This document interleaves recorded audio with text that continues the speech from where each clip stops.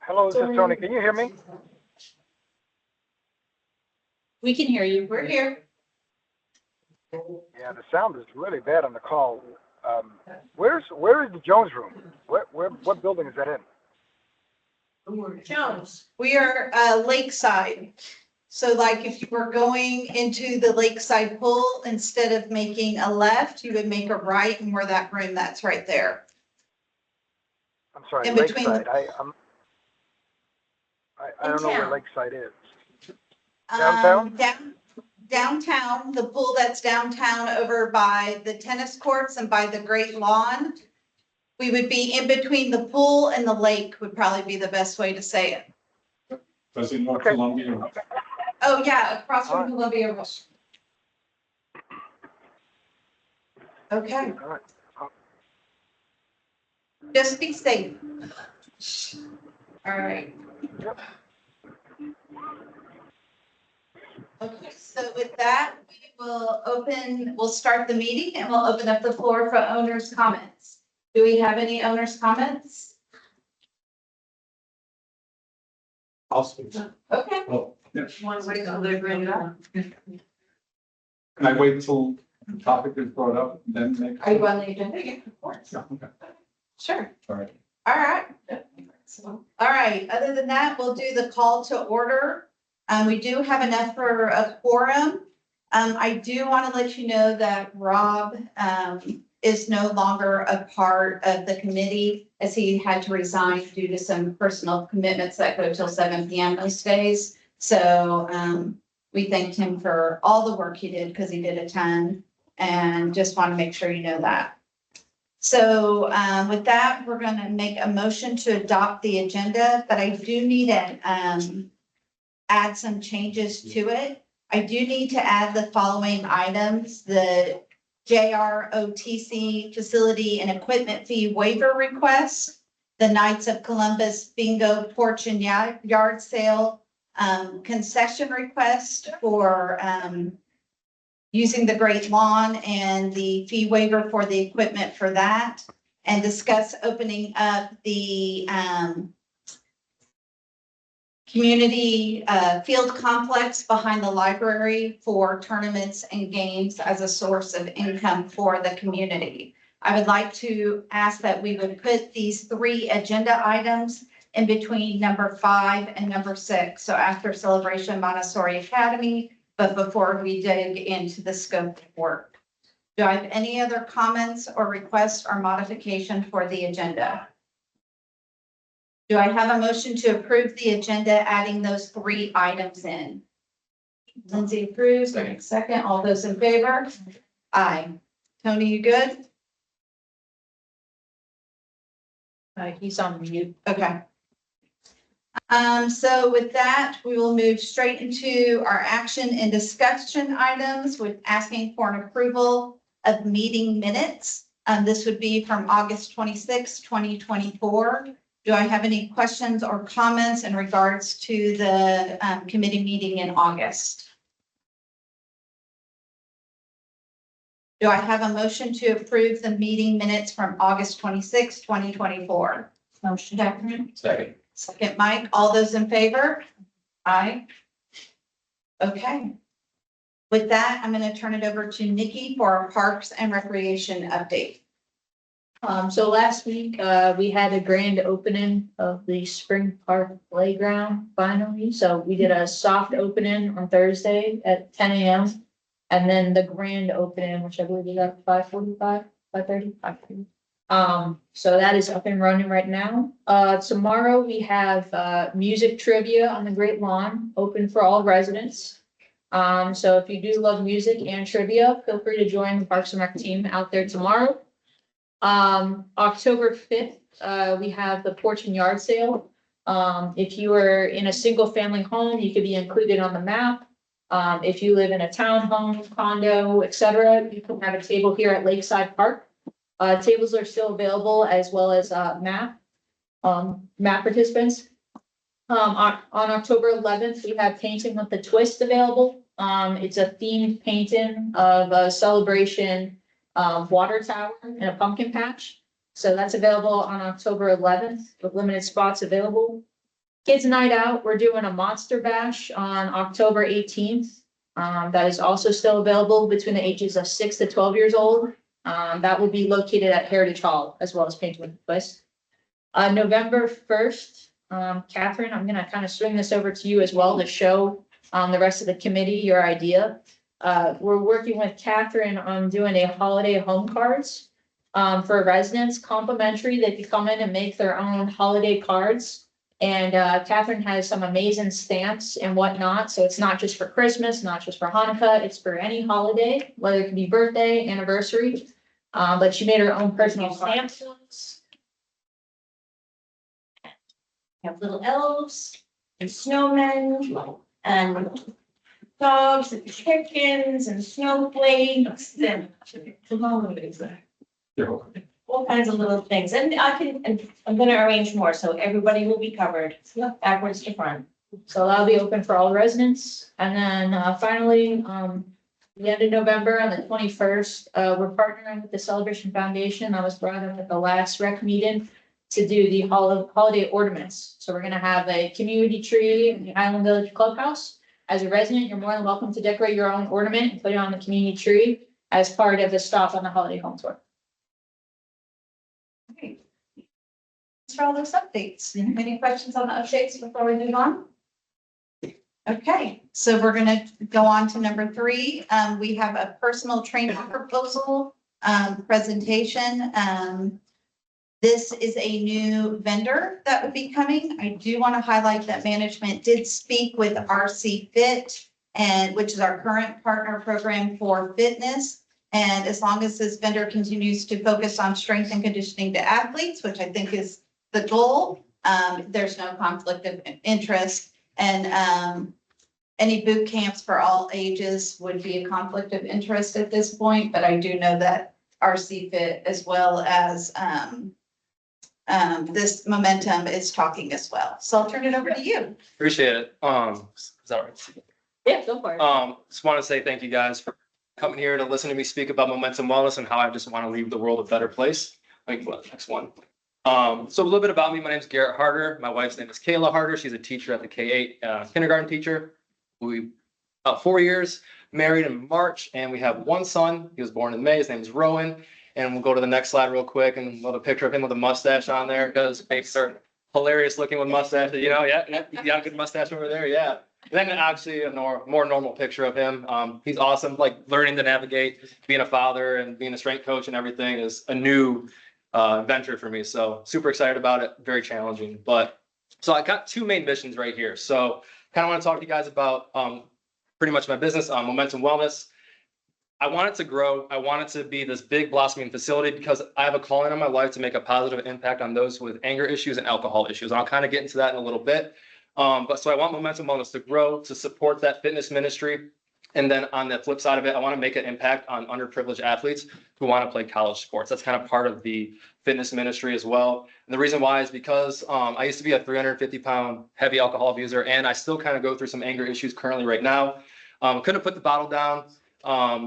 Almost ruined my entire life and killed me. Kind of so like I feel like God's put me on this earth to kind of save others that are going through that as well. And then in high school, didn't grow up with a ton. My parents worked really, really hard. They took us to private schools. I'm from Michigan, but ultimately that did not leave extra room for doing things with strength and conditioning or helping with athletes, working with other athletes and coaches.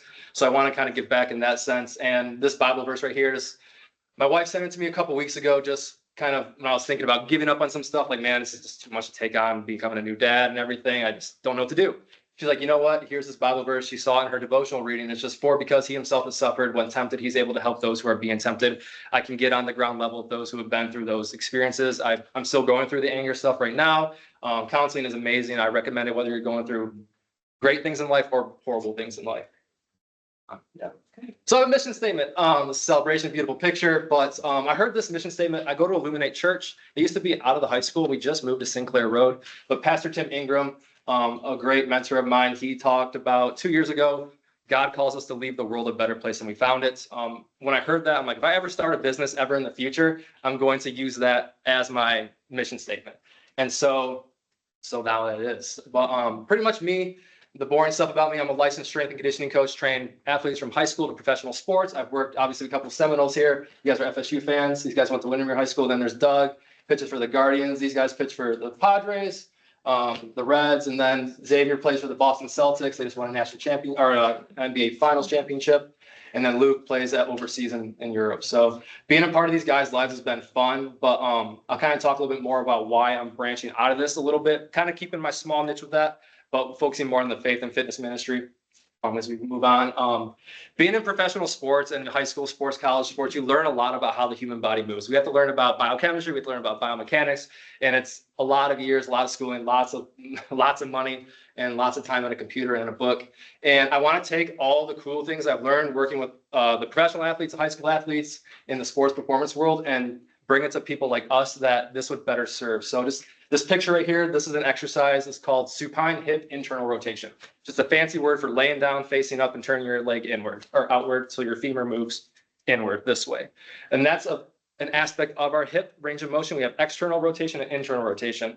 And if I can just get somebody instantly within 5 to 10 minutes to gain 5 to 10 degrees of hip mobility, just imagine how well you would feel just moving through everyday life. Pretty much with my experience in sports, I want to get people out of pain, feel confident, move better, be strong and healthy in a sense, and help with that alcoholism.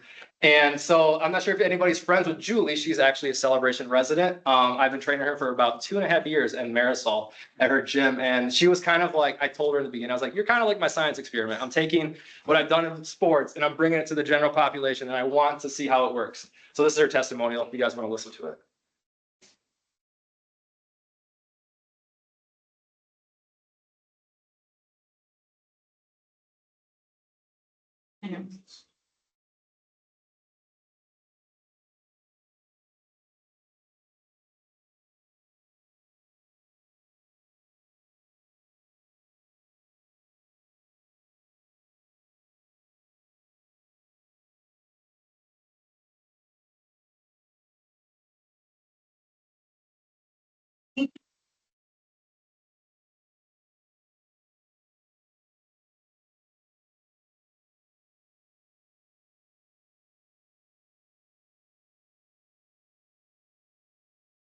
So I want to back up. Can you go back to the slide with the athletes on it real quick, Nikki? Sorry.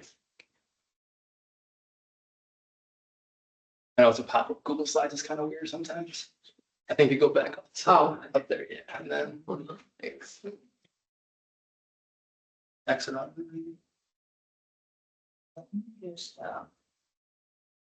There you go. So we go back to these guys up there. If we go one more slide. There you go. These guys are here. So being a part of this world right here is really cool. I got to learn a lot. I got to meet a lot of cool people. A lot of these guys all had challenges in and of themselves going through life.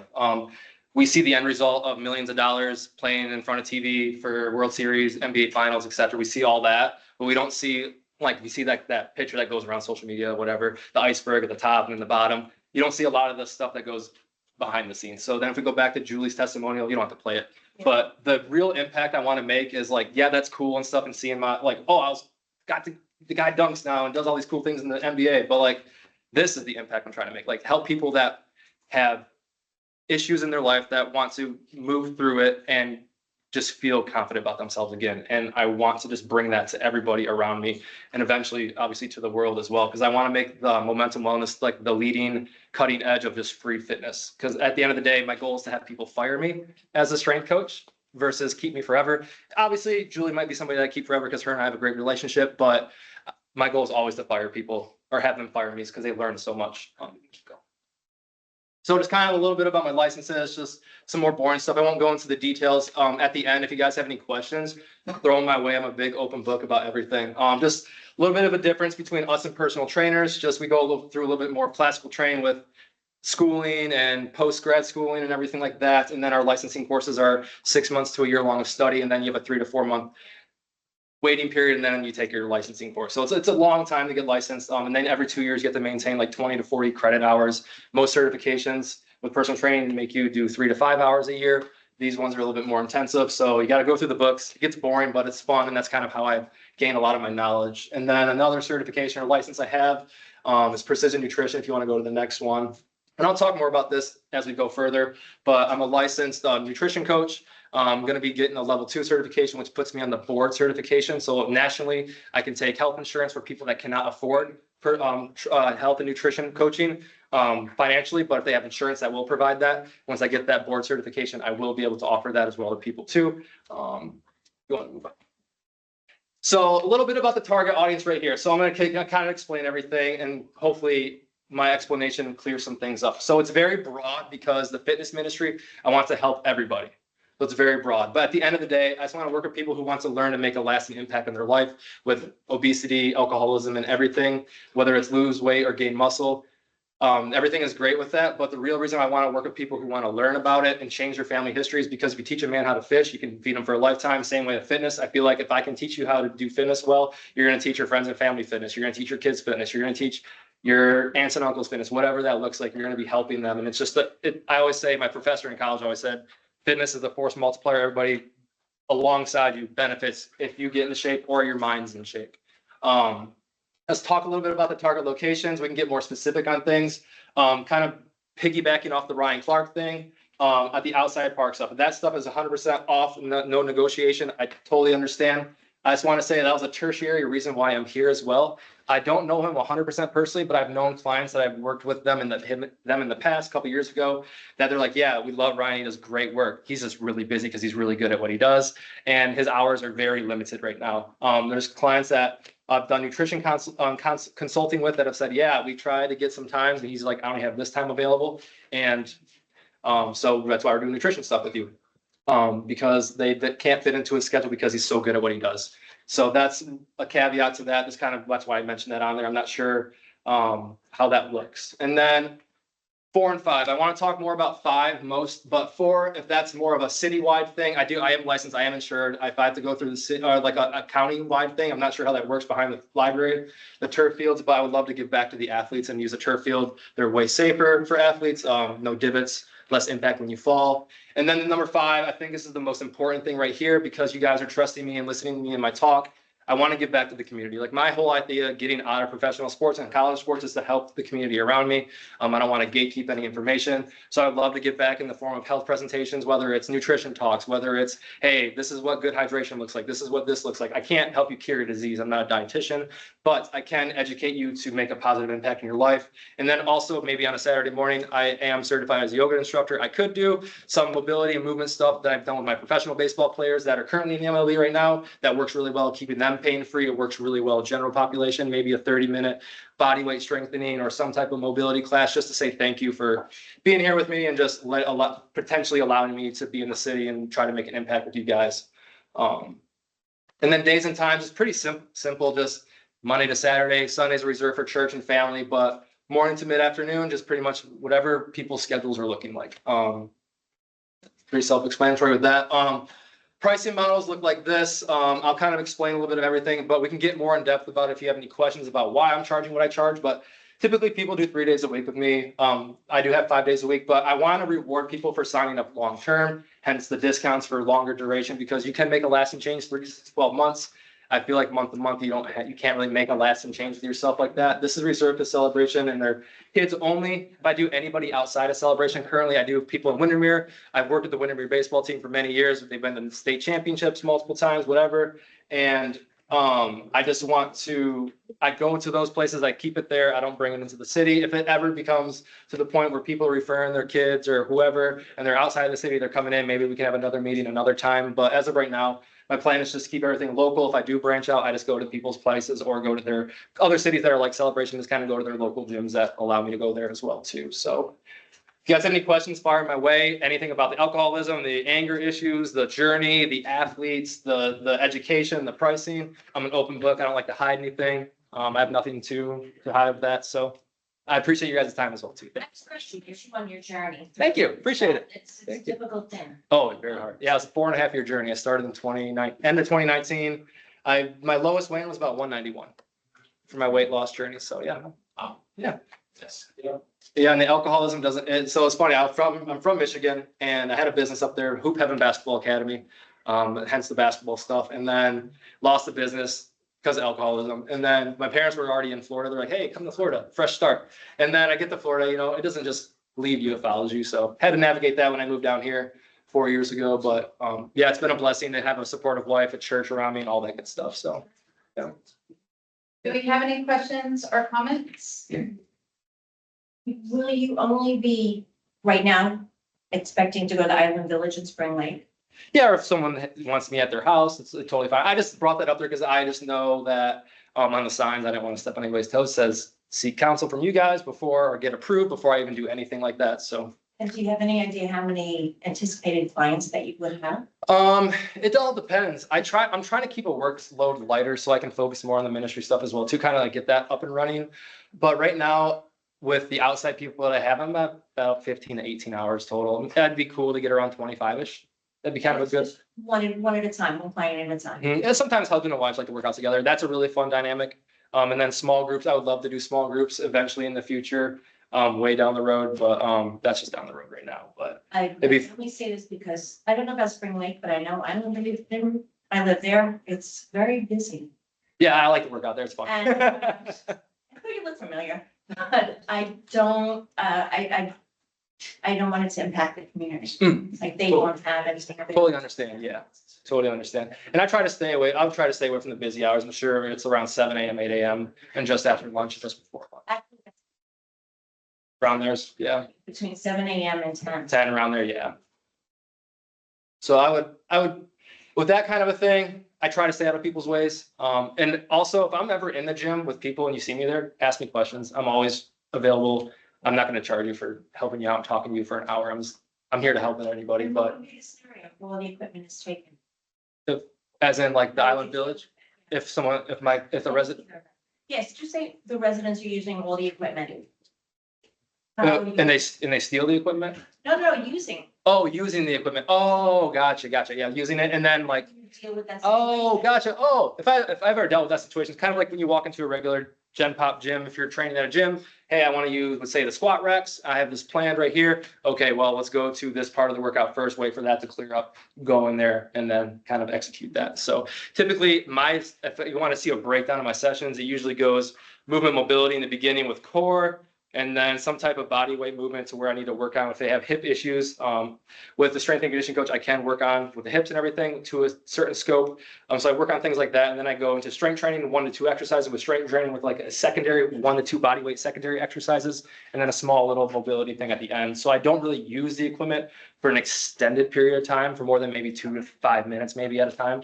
But usually people are hopping in and off. Like if you've ever worked out, and people are like, hey, I want to use that. Like, hey, work in with me. Totally fine. I'll help you if I need to move weights off or put it back on. Totally fine with doing that as well too. So,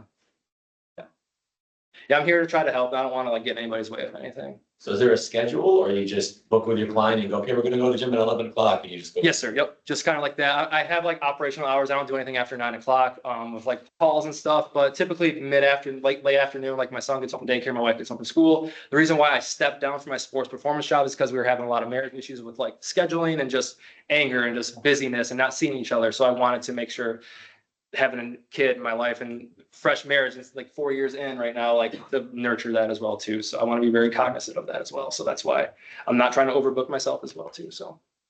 I think it's a great offering for the community. I think it is something new that isn't currently offered. I do think there is some concern with space, but I don't think it's something that we can't work around.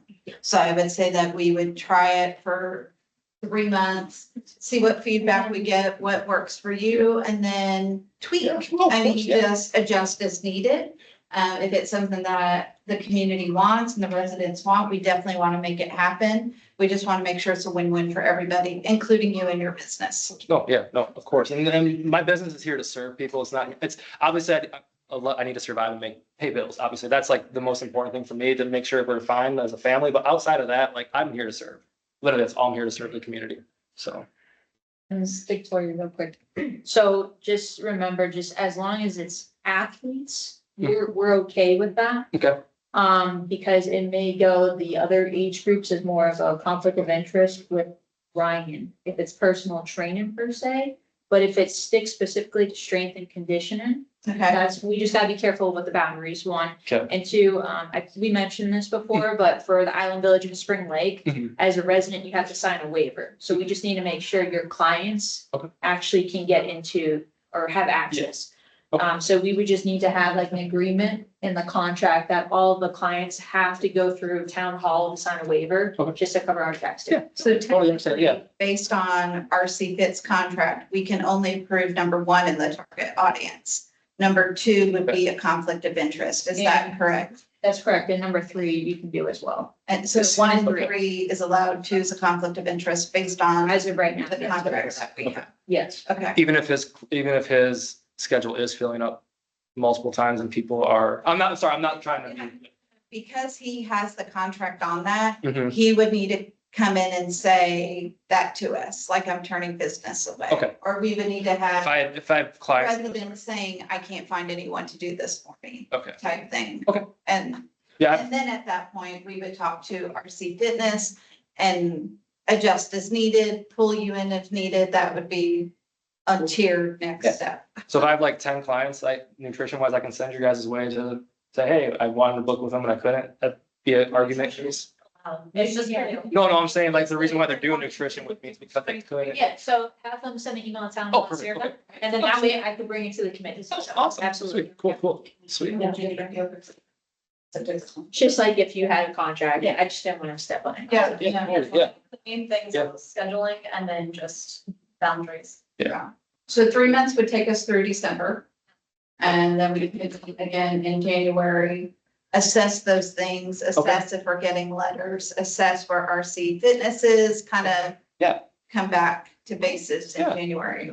So do we have a motion to approve, with the target audience being athletes and being nutrition counseling now through December 31st, and then we'll regroup, in January? Unless there's any other questions. Yes, please. So, new to me, right? We have a contract with somebody, what's the contract for? RC, So there are partner programs. So we have multiple partner programs that are in different sports and athletics. Yeah. And they are the one partner in town. Because then what happens when we had multiple partners in town? Everybody was competing for the space. Residents were getting dissatisfied because multiple people were on the soccer field and it was never open. Multiple people are on the baseball field, it was never open to residents. So at that point, we had to go to one that represents our community in order to give the most offerings there. So that's how we've done it. when they have a contract, do they share they pay any fees? Yes, yes. So it's actually, when we get to the scope of work to later in this, you'll see what that is. But in the past, it's either been a flat fee or a percentage of it. And then we work to make it even. We're trying to get all flat or percentage, so that's consistent among all the groups, but that all goes to the town.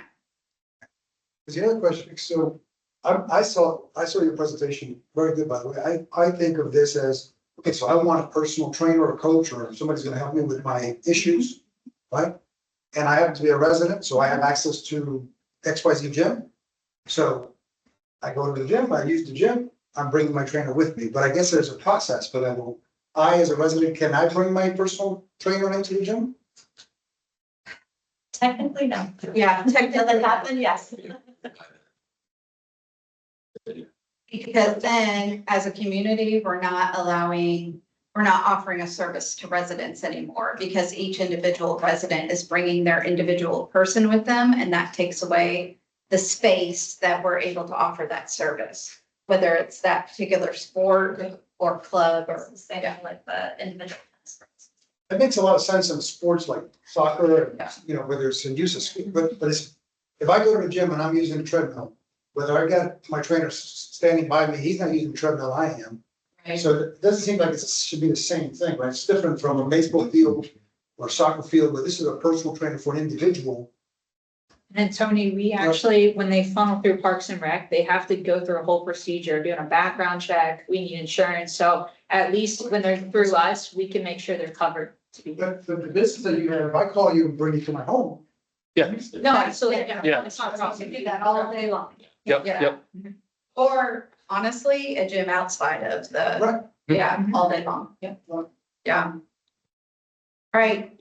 Do we have a motion to approve target audience 1 and 3 on a temporary basis through the end of 2024?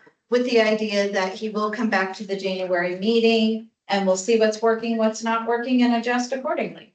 So moved. Motion, a second. All those in favor? Aye. Aye. Good luck. Thank you so much, guys. I appreciate it. Thank you. Thank We'll be you. in touch, okay? Sounds good. Thank you so much. Very welcome. Moving on to number 4, we have Celebration High School Homecoming Parade request. The school wants to block off Lakeside Park for their homecoming event. It's really just the parking lot. So what they do is they line up all their floats and they come out of like we do for the other parades that we have. And they come through that. There is no rental of the parking lot. We don't have that before, so we have not charged for that, and if so, we don't have a fee structure for the parking lot. However, we do have a fee structure in place if they need staff from us to help with that. It is my understanding that we would block it off, but then it would be up to Celebration High School to mandate who is allowed to come in and out. They're not asking for staff for that. One of the questions that I have is on the rental application. It does say from 5:30 to 6:30 PM. My understanding is that is the parade time. They would need to have the parking lot earlier than 5:30. If they're gonna put. Further down. Okay, 3 o'clock, sorry, I just saw that on start No, time. you can't. So we would block that off at 3 o'clock. That's correct. So yeah, if a resident wanted to get to the pool, they would just need to park out and walk to the pool. They can, all the amenities are All the still amenities will open, be open. but it takes away this parking space. That's everybody's already parked there.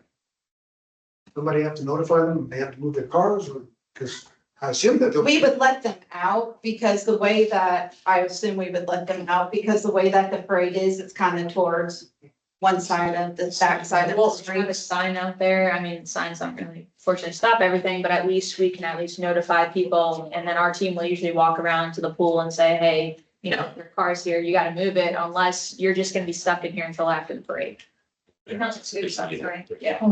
Same thing we do for food trucks. Correct, yes. Okay.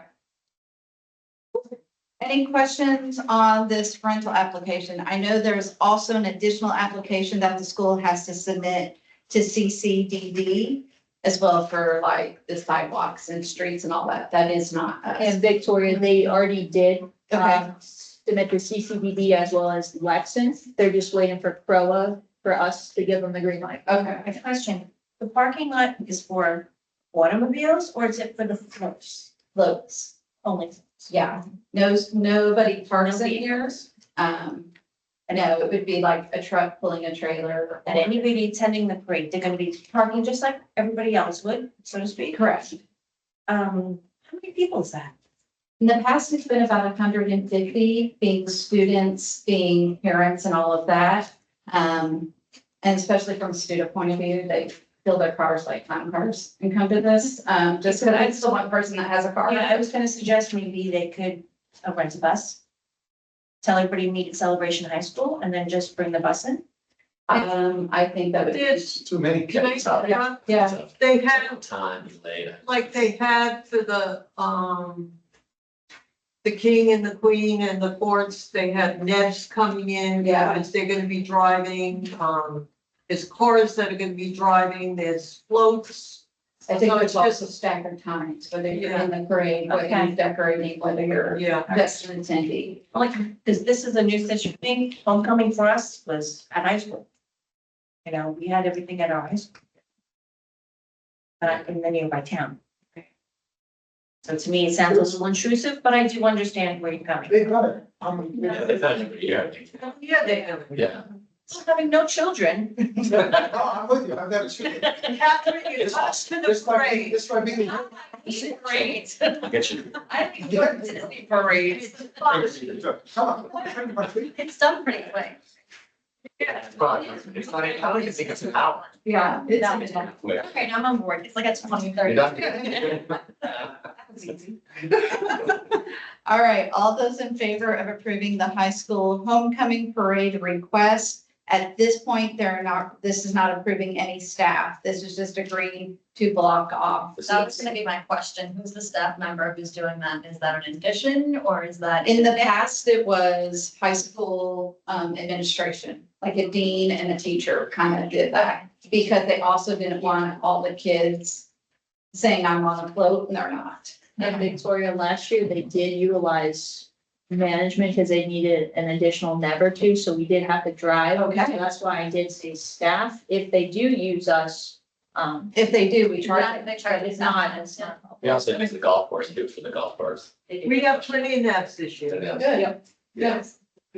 Okay, do I have a motion to approve the Celebration High School homecoming parade request? Motion. Mike, second. Lindsay, all those in favor? Aye, unanimous. Moving on to Celebration Montessori Academy. There is not a thing in your packet for that. Am I correct? Okay. All right, so this is what we know about Celebration Montessori Academy. This is for their PE program.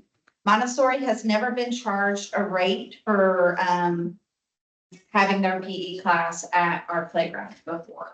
There was an agreement that if they could use the open field and they could use the playground.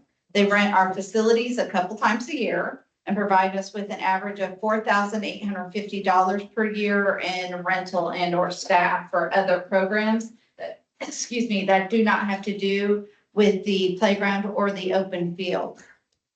The question of this is, do we charge them now or have them provide a small donation to use this for their program? Their school does not pay CROA dues. They only pay CNOA, which is CNOA, which stands for Residential.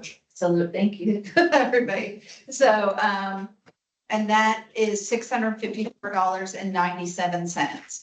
So I'm going to open it up for discussion, as this is a discussion regarding can they utilize the open field and playground with either A, continuing as is without any dues, B, asking for a donation, or C, doing a rental, or saying no. Those are the four options. What Unless would be the fee if they paid one? I'm sorry. What would be the fee if they paid one? Well, that's the thing. We've never closed. If they pay it, it's gonna be, I would assume, closed off to them. It wouldn't be open to the public as well. And at this point, my understanding is they are able to play on the playground as well as I can come with my child and play on the playground at the same time. Is this a daily occurrence for them? Yes, this is where they go That's spring park. to let steam off Slash for the kiddos. Yeah. Yeah. So obviously playgrounds are hot topics. I think we'll have some residents rather angry with us if we open it to potentially a lot of wear and tear. With no. But they're using that, right? They're They using- had, it's been closed for 2 years. So this is the brand new playground. You just run it, just like. But they used to use it. They used to, use it, yeah. And do we know the statistics of the kids who go there? Are they mostly residents? Correct, yes. They're mostly right. They're mostly residents. I mean, these are our kids, so. It is, it's just a private business. Yeah, but these are our kids. See, I look at the kids. It's the kids using the playground. I mean, if it were 50% kids outside of Celebration, I might have a different view. I don't think so. I don't think it's 50% in celebration, isn't it? I don't know. For Montessori, I doubt it. Yeah, I think it's majority outside. Back to consistency. Once we approve this for one school, then we're gonna need to let KinderCare do it. We're gonna need to let the language immersion school do it. We're gonna need to let Creation Village do it. Because once you do it for one, you do it for all. When Montessori was originally approved for this, and I'm not 100% of this statement, Yeah. I believe they were one of very few private schools that are here. That was the OG, in my opinion. That was there. Once you do that, then you're having any school be allowed to use this. Now, in their case, it is a little bit different because it's in their backyard. So it's just behind their school that's there. And the open field we're referring to is the one behind Heritage, behind the pool not in front of Heritage Hall, correct? And I think your point is right on. Consistency, we talked about this before. right? We talk about all the The time. fact is, we're a community that's aging, and we don't have enough money. So we need to be finding other sources of income. And I suppose this is one of those where it needs to be uniformly applied across all businesses, everybody's using our facilities, especially if they're making money, right? Which I'm sure they are. So I just don't know what the fees would be. And I do need to think that if we were to go down that road, I would ask the CROA board from a legal point of view as well. If I'm paying for this, then what is the insurance piece of it? What is it for sharing it with residents who aren't part of my school if something happens? I have to think there's some legalities to it that I am not familiar What with. happens now? Say someone were to get injured and sue. Like what, who's liable then? Well, it'd be the school because it's their activity. Simply if you drive a kid to a football game and you get into an accident, that's the school's problem. So it'd be on the school. Okay. On my And understanding. it would just be the What- school or would intermingle residents and the school? It would be intermingling because we have never closed the playground to residents. So I mean. Only for 2 years. So then Well, why I mean, why don't we expect, Playground. why don't we expect it for our donation? Yeah. Yeah, the donation. Can we You also also look at, I'm sorry, let's. Oh. So sorry, could not. Just need to go. We're letting you have your. Hi. I'm glad you came up. Tim and Amber Williams, we've had the school, we've owned the property since about 2012. The school in some form has been in celebration since 1999, in its current location since 2004. We've had the ownership of both the school and the property since 2019. And there are a couple days a week that it's used for PE, and the rest of the days it's used for free play. And with the playground being out for the last couple of years, I think it came as a shock to some residents that there was a school there, which is quite surprising since we've been there for 25 years. But the children, we do have a pretty extensive liability policy in the millions. And if there's something needs to be taken care of. And we were curious as well as we discussed this between ourselves. If we're going to be part of the CROA, does that now give us full residential abilities such as use of pool? Like we never. Okay. Our kids had to be supervised, you know, so they're supervised for their free time and then they come back to the school. Do residents have use of the gym as well? I feel like this needs to go to the board. And I just feel like it's above our purview.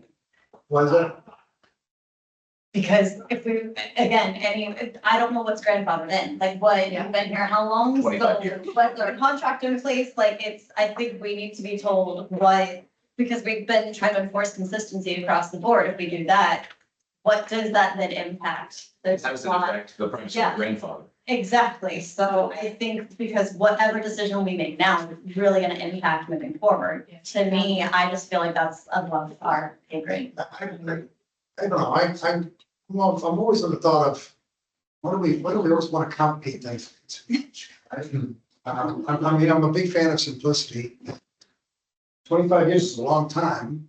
2 of those 25 years they've not used it because it wasn't available. For 23 years, they used the place and they had no issue. So now all of a sudden, so I would just caution us about being too over complex. But we're also trying to even the playing field Right. amongst everyone, and that has not been the case in the past 23 years. Well, in Kinder Care and other schools, they actually use our facilities for things as consistently as they do. No, no, school does. So I think, help it to the board. I think what we have to do is send a very specific recommendation to the Yeah. board. I wouldn't just want to send some, hey, what do you guys think? No, we should do this. And then they can say yay or nay. But this, I have already, just on a side conversation, spoken with Charles about asking for a workshop with the board. Because in that email that I sent to you, we've already had requests in 7 months for $19,000 in fee waivers. And then in the last budget meeting, we as Parks and Recreation went to the board and said, hey, can we have $100,000 because we need more park monitors? And yet we have already waived 13,500 prior to the new fee structure being rolled out in April. So in those from February, March, and April, we approved $13,500 because we were just waiving everything. And so we're asking for more money. We're not necessarily giving more. And this is not the only grandfather that's there. We're gonna be coming into this when it comes to the K pool again, because they have their swim lessons there. Or we have the high school swim team. They have 3,500 there to have it for that. We have multiple clubs. We have another one coming up on our agenda today that's asking for fee waivers for additional space. When we talk about consistency, once we do it for one club at a school, I agree. it's gonna be all these schools and all these clubs and all these teams. Yeah. And I think it's gonna take a little pre-work on our end and, sorry, grand manners, but we're really gonna need to say, this is what we guesstimate a year of requests will look like. And how much of it's coming from schools and how much of it's coming from recreational programs and stuff like that. But to your point, like consistency Yeah. across the board, you can say, we're not waiving fees. That comes back to, but in this case, it's not even a fee because it's not a rentable space. So, The other states all throughout the year. yeah, right. Well, and that doesn't really go to your favor. I mean, because it shouldn't be, because then every school can use all the town amenities. I mean, what would be the difference between that and a tennis court? What would be the difference between, you could go on and on. So we just need we need a box to play in, to know what we can, so that we're doing right by you and not singling you out, and being consistent across the board and being consistent to our residents. And if it comes to that, we weren't here looking for a waiver. No. Making sure that our children can still play there, which I'm sure was the original inception of the park, the reason behind the creation of the park.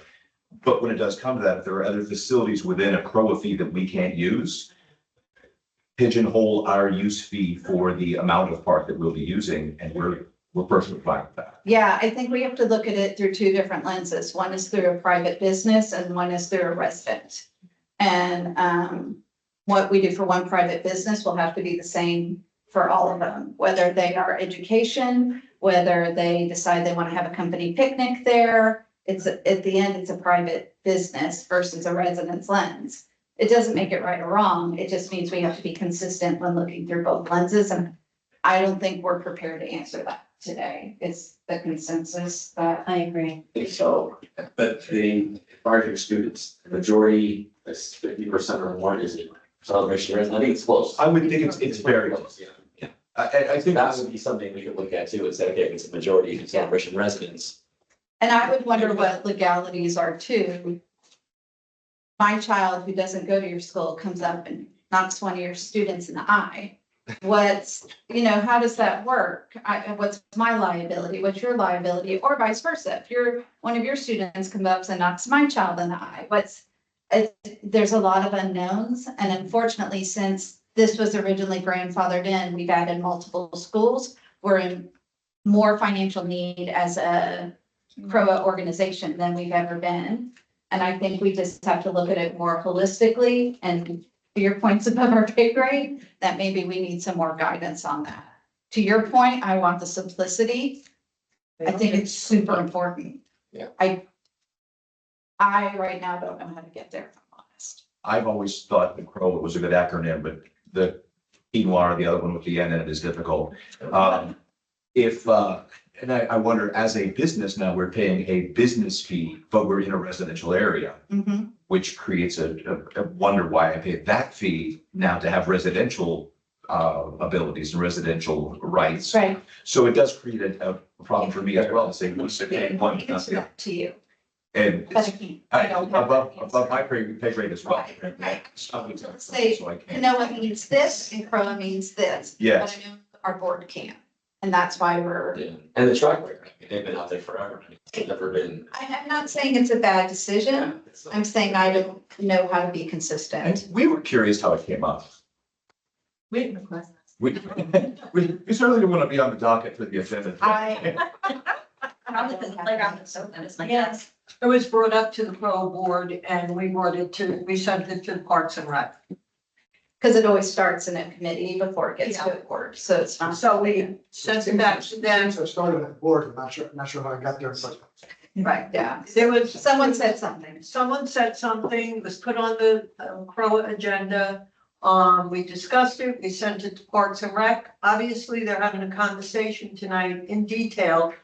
and they don't have all of the answers, and like Victoria said, and I just mentioned it to her, maybe we as a board with Parks and Rec have a workshop to go over this, so that moving forward, they know what to do in regards to this, but Yeah. under Canoa, that's the business. Because you're paying now to rent this facility doesn't mean you get access as a Celebration resident. You're a business renting our facility, just the playground, not the pool. And I think If it's if that's the way you structure it. right. If that's the way, That's why we need a workshop. right. And I think if the playground was rentable space, we do have a system in place that goes resident, non-resident, for-profit, not-for-profit. This is where you fit on the grid, this is your price, boom. But because we don't have playground as a rentable space, I can't offer that. Yeah. And considering at any given time, it's 30 children for the size of the playground, it wouldn't be exclusive. So that would be a consideration as well. It would That's not good to be, know. Yeah. not like when we get town hall and it's exclusive to us for that evening, or when we rent this area out here at Lakeside for our International Fest, it wouldn't need to be Right. exclusive. So hopefully that's a consideration as well. I think our proposal would be to ask for a workshop, not only to discuss yours, but as well as others that have been grandfathered in the past, to know what we want to do, because there is a huge focus on resident fees not increasing. And there's also a huge focus on a master planning who did an excellent job, but there's lots of costs that come with that too. So there's lots of irons in the fire, I think is the most PC way I'll say it. Yeah. So do I have a motion to ask the CROA board to do a workshop with us? That would be more in depth, that would look at what we've waived over the past 3 years. That would say anything that we've grandfathered in, knowing that most likely it's gonna come back up. And what our boundaries are set for us for when it is non-rentable space. If it's rentable space, we have a plan in place. I'll second. Lindsay, all those in favor? Aye. We'll talk soon. Thank you.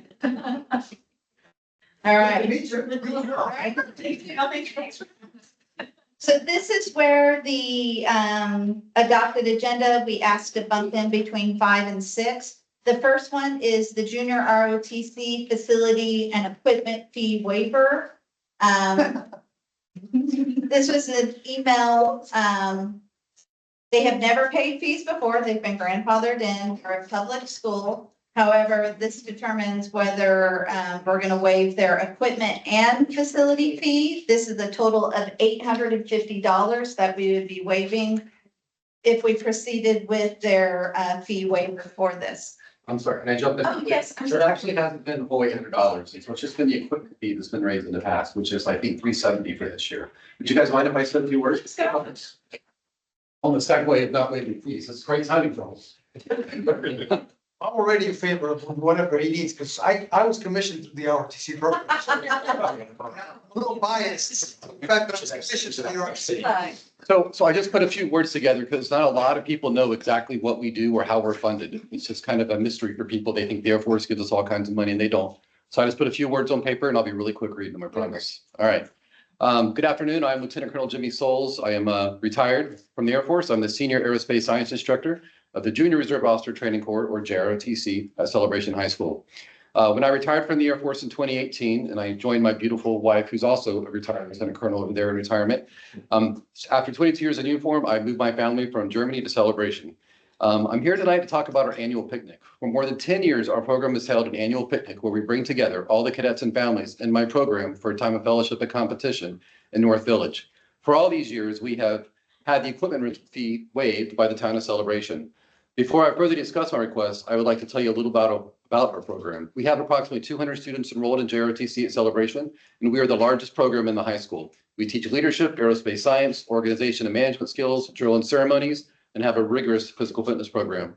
Our program is designed to be cadet run, allowing these young men and women to have hands-on experience to plan and execute both daily events and major functions in the cadet corps.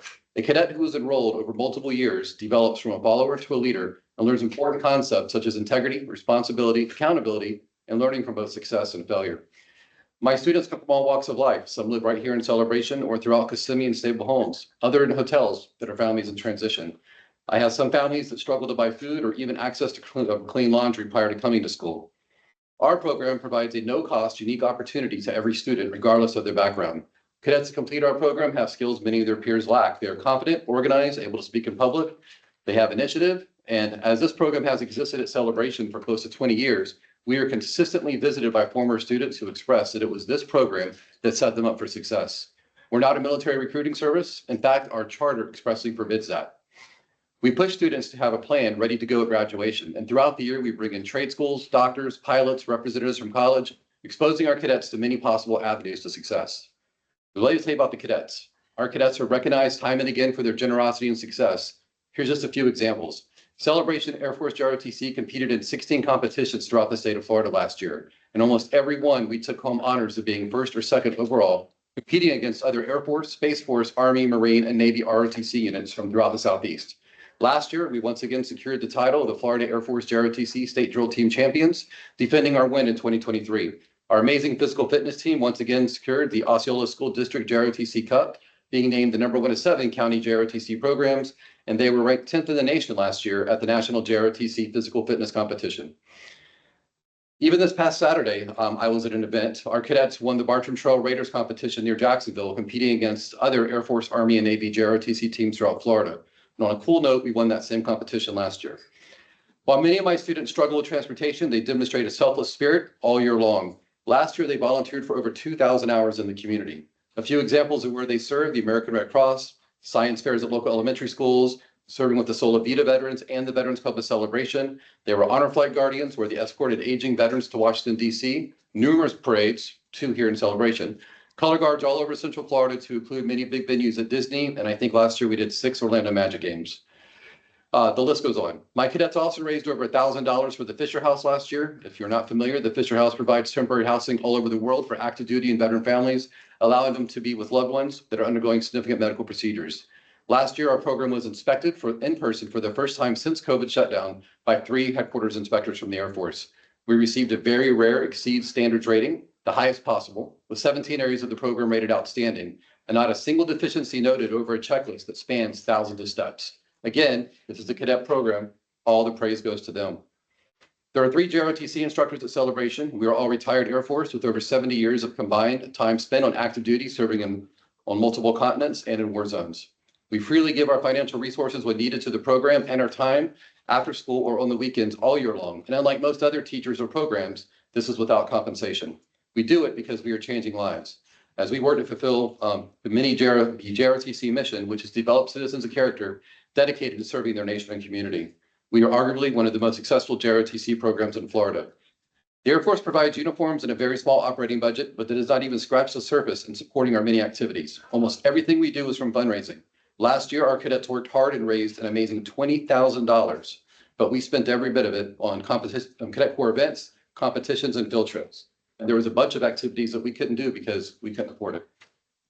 If you recall, earlier I mentioned the competition that I was just at this past Saturday up in Jacksonville. Well, that event, like many other, cost over $1,000 by the time you put into bus rental, feeding the cadets, and competition fees. A bigger competition or a field trip can be $2,000 to $4,000.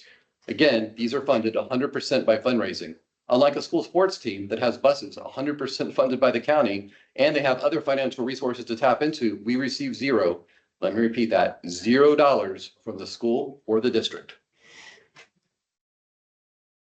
And that's why I'm here tonight. Every dollar counts in my program. And for over 10 years, I think it's actually more like 15, the community has waived the equipment rental fee in North Village for our annual picnic.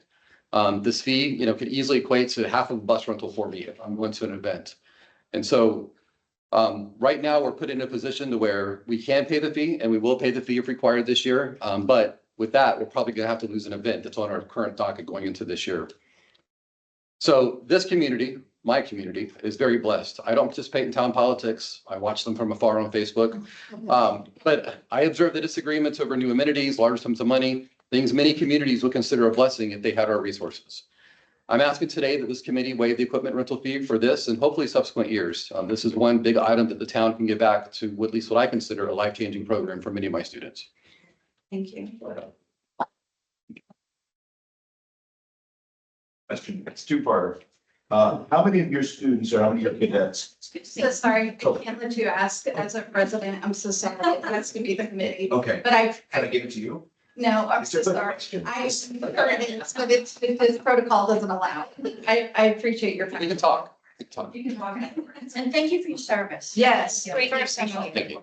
Yeah. Child of the military. I do want to clarify, as a mother that has two kids in high school sports, I personally have paid, my company paid for a bus for them to get to events. So they do not get buses. I think maybe I'm referring to the football team, the soccer team, all of the big No, ones. no, or I have them in the big ones. One team gets it, the rest of them do not. Oh, okay. So I do want to come to that. I do think that what you do is outstanding. I do think that what your cadets do is outstanding. The fact that you've raised $20,000 blows my mind, because I work with other groups in that high school that if they can raise 3,000 to 4,000, it's a small miracle. So I very much applaud you for not only your commitment, but all the cadets' commitment to it as well. I do want to say in front of the committee that should we go forward with this, you will have Latinos in Action, you will have International Baccalaureate, you will have AVID, you will have multiple high school programs. And again, now we have multiple schools now that have programs as well that will ask for space to be waived. What has changed since the last time we've done it is this committee worked with CROA and put in a rental fee structure, like I was saying earlier, that goes resident, non-resident, and then for-profit and non-for-profit. And we try to do a sliding scale because we do believe in what you do. But again, we're getting hit with so many requests. I mean, to that 18,000, all the fee waivers that we mentioned today that will add on to that. So that's my own personal feeling on that, of what I feel we have. But I do want to open it. It's not my opinion, it's committee's opinion. I want to open the floor. How much would their fee be? So this is for North Village. This is for North Village, and the equipment fee that I have right here is Yeah. $370 for the equipment fee. And what We is have, tables and chairs, that's all it is. We have traditionally paid for rental of the North Village and the 2 hours of staff time. This Okay, is so the equipment fee. it is for North Village, it is for tables and chairs, and it was for 2 hours of staff time. So I'm seeing a $500 fee and a $350 fee. Is it? Okay, here's his bill. I'll read it to you. Thank you. Is it both of those? North Village is $250. The chair rental at 150 chairs at $2 each was $300. The table rentals, 6-foot tables at 7 each brings $70. And then staff time 2 at $50 is $100. So we have $250 for North Village Pavilion, $300 for chair rental, $70 for table rental, and $100 for staff time, bringing it up to a total of $720. So that's different. So this is different 300, than. 500. Okay, So basically on the application shows for equipment it would have been 500. And then the facility would be 250. and so no staff time. Or Why, 350. that's the invoice that I was sent by town hall. That's just based on what you asked for. Oh, got it, okay, No, I'm sorry, this was your request. We changed the rates recently, so this is a new application. got it. Okay. So what you have, it's a little bit different. So the actual request is for how much? What's the actual? The actual request is, no, hold on, that's his previous bill. Oh, This year, it's 250 for the resident rate. The deposit's $100 will be refundable. That's actually the invoice that I got about a week. This is.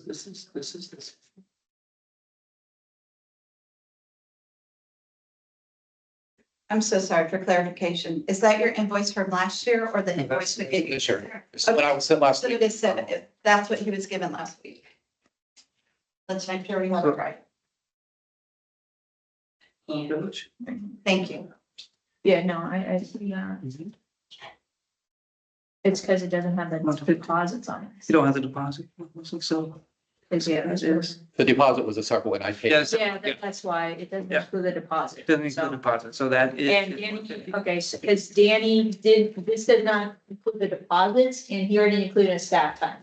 Okay, The application that you provided, it doesn't have a staff time fee just yet, so it has the deposits and the rental. fee. ideally, I'm sure we'll give the deposit back. So it's gonna get. Sorry, I thought that was It's gonna be in 720.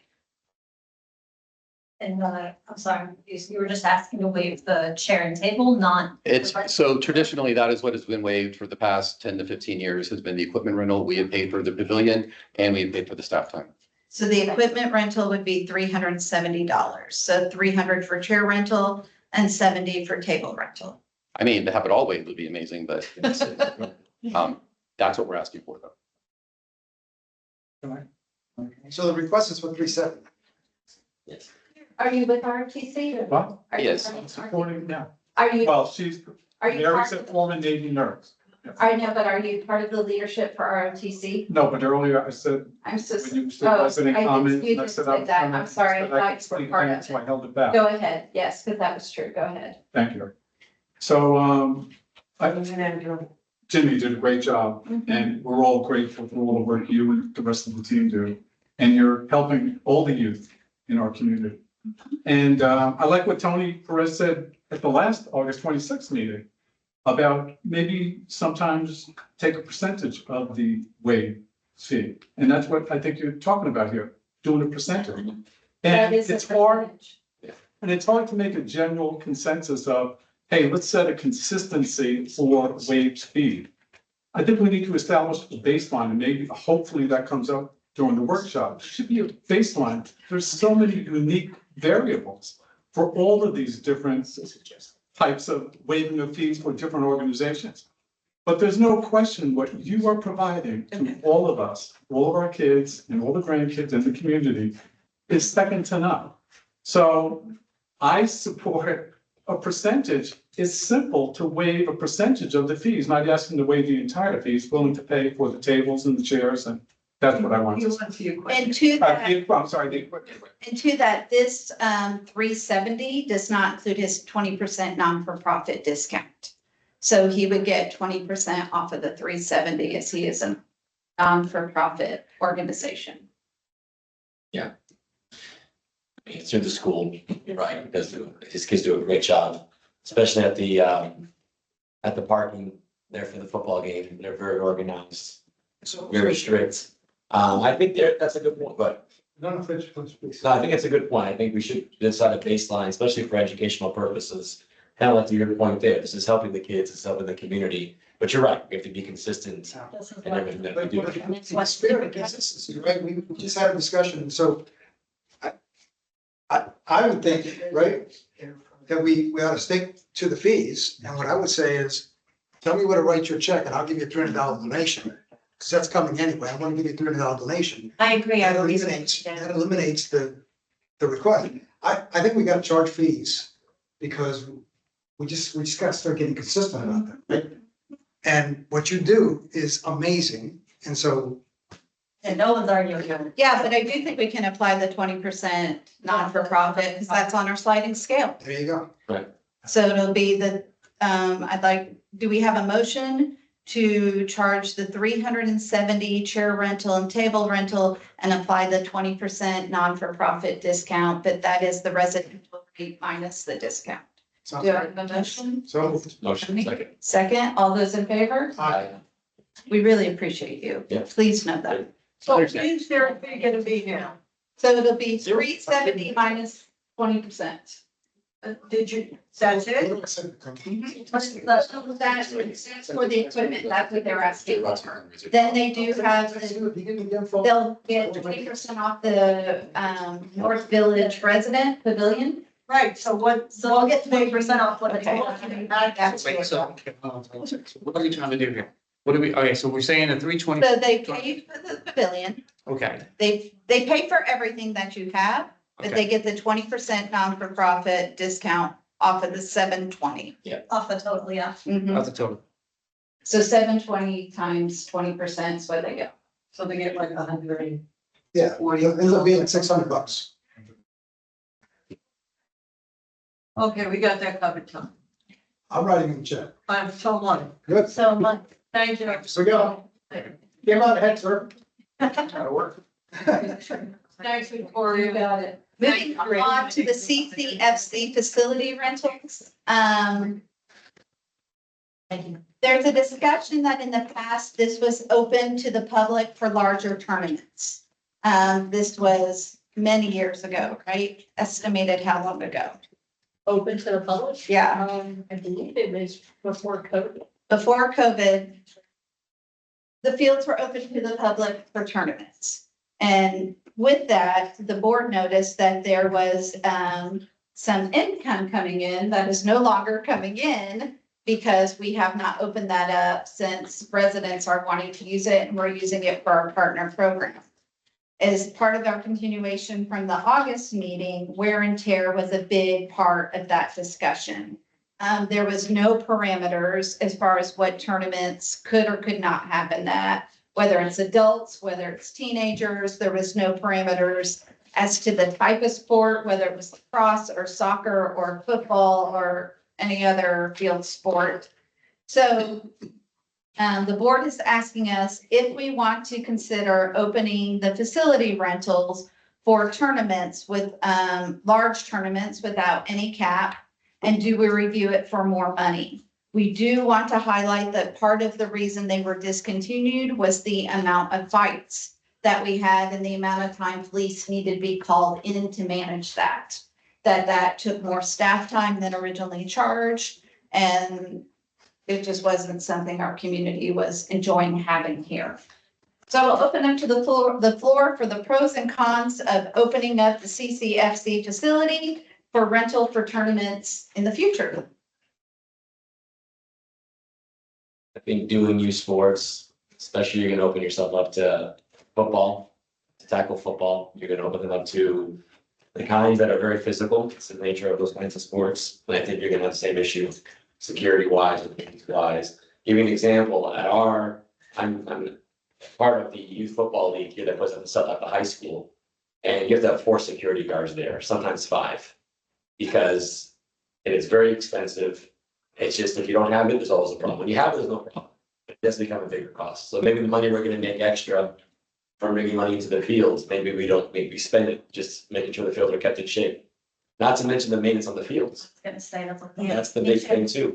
Those fields are very temperamental, it seems like. I just came back to, we put $30,000 Yeah. into those fields. So I think if we do it, the price has to be adjusted for all of those factors. 100%. I don't know what did they do to the field? Was it just the grass that they were just replacing that cut? There was just patches of grass that was So replaced, the 2 field that they did was just those patch cuts. was patches. That was for the 30,000. That wasn't the That's part of crazy. it. Now, and I asked you this earlier, but I'll ask you on the record, what happens if it's raining, but there's no lightning? So with our partner programs right now, if it's heavy rain, we ask them to get off the field. But if you ask a tournament to get off there in heavy play, they're not gonna do it. And as someone who had a child who played on a field this past weekend in the monsoon with no lightning, we tore those fields. And that was in Yeah. Plain City. Any field gets torn. Bad. Yeah, that happens. Not to mention all the goldfish and green grapes everywhere on the field. I mean, we literally went around and just picked that up that a previous team had left. I mean, there's just Yeah. no, I would like to think that us enforcing fees would be the way of adding more income to our community rather than opening us up for more damage.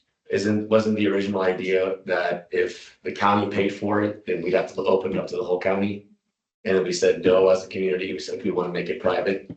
I think that was a good decision because absolutely correct, you're gonna have, the rule in Osceola County is every 3 days you use, every 1 day you use the field is 3 days of rest. Okay, that's because of field usage, that's because of the wear and tear. Now, if you have someone there every day looking after it and keeping it going, great, but the way that, at least that I saw them doing that grass over there, I just saw them putting patches down. I don't even know how did we spend 30,000 just for this, what they did in July? Yeah. They were just cutting grass and putting patches in. You know, it hasn't been in a while, but that would be a lot of wear and tear. And we'd be spending a lot more money. And we couldn't charge enough money to fix I was it. gonna say, or we just set the price high enough that it's not a problem. Yeah, cost prohibitive. I'll fight it. $30,000. 50, then you get it back if the field is returned in the original condition. Yeah. I think the rain part, whoever brought that up is real. I see. Because they will not cancel a tournament. No, I like to refund the money. I mean, how does that go? Like 36 hours? No, it's not gonna rain, and it could, and then you know how that goes. It's gonna rain on Saturday and then you come Saturday morning, it's beautiful outside. Right. And you got a problem then. I think would be, I don't know. Well, I think the biggest thing, we've been begged for the last few years to not raise homeowner dues. To fix all of our current broken amenities and to be good stewards of what we currently have. So how can we do that with this problem? Without any, Yeah, I don't think that we'd be able to charge enough to offset the cost of opening it. And then that also takes away time potentially from residents. Do we open it at all the residents? We do. If they ask, if they reach out. If it's not, because that was another hot topic, right, with people not having access to the field, so then that takes away more potential time. And it's not convenient either, you have to call, ask, you want to go out there, you can catch your kid, you're not gonna make an appointment, okay, I'll see you there, it's, 10 o'clock in the morning, with 2 weeks, I think that, and the reason for that was just to raise more revenue. I think it would be negative. Would be raising. Yeah, more, I think it's- I don't think we could raise it enough. Because right now, what do we have? We have soccer and then we have NFL flag, lacrosse Yeah. and who else? And I mean, you just approved Garrett's program that he said he wants to use the fields. You would have to ask, yeah. What is it, what's? It would be 2 people though for that, ideally. So yeah, so far we only have 3 programs out there. And NFL flag only uses 1 day a week, right? And practices all over the. Yeah, out here. Just 1 day a week. Fridays and Sundays, they have games at The the. soccer, they use it, but And I do think as we've added more clubs, like I can speak for flag football, there has been talk about them renting it as a residential club, that they would pay the fees for it and hold a tournament that way. So you may have clubs do that, but that would be one. And yeah, it's not as consistent. Yeah. It's like putting everybody in.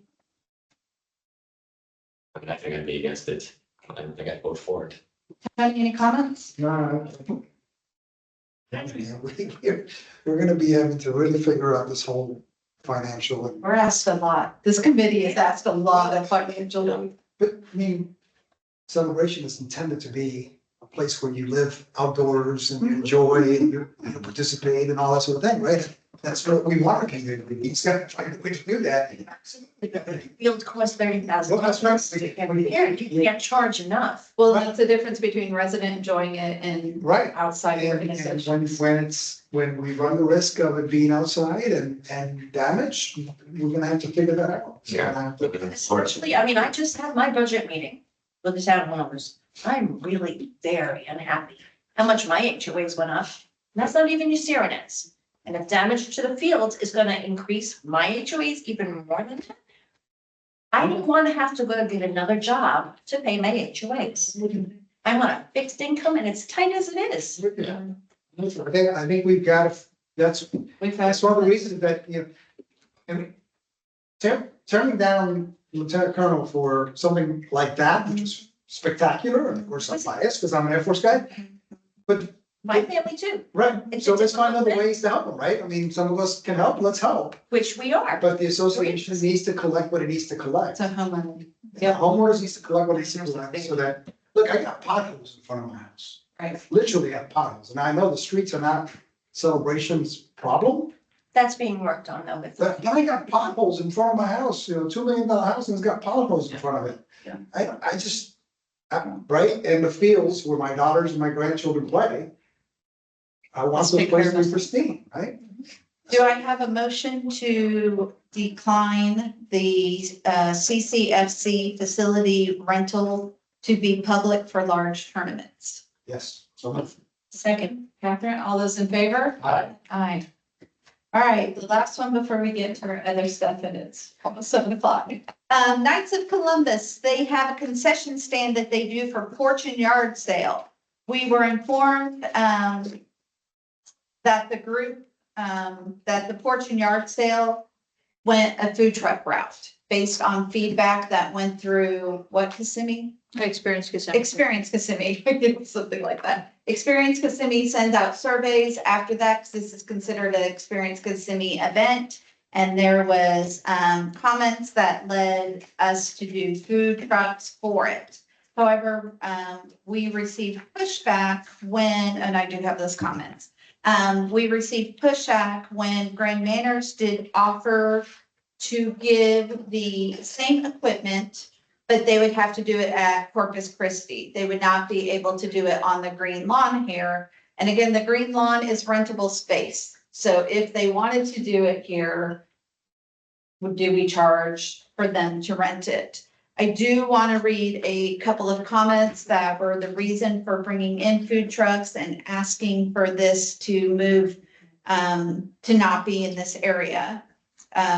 Quote, the extreme volume of the DJ and the man yelling about hot dogs down on the park side was not ideal for us with similar issues. So we do not spend much time on that side of things. There was another one in regards to a man was yelling at a crowd to buy hot dogs from him. It's very distracting and uncalled for. So those were two of the comments. It's not even 2 pages of comments total, but But can I also just chime in? yes, please. So our team works Fortune Yard Sale every year. Okay. And we asked them to stay in one location and they failed to follow directions and moved a barricade to get attention from other participants. So we're kind of trying to get the blessing of the committee since we asked them that we're willing to give them equipment at their location. We're not saying no to them. We're just saying that we decided to go an alternative route since we honestly don't even cook internally for management. We're just asking that they do it on their property. So we're just trying to get the blessing from the committee to support management as having them stay on their property for, at least for fall, while we have 2 food trucks. Why are we giving them equipment when we just got done telling ROTC that we're charging? It's true, but I was just saying for pushback, we were willing to offer equipment, but if we don't want to offer equipment, I mean, we would charge me. I wouldn't even give them equipment. Okay.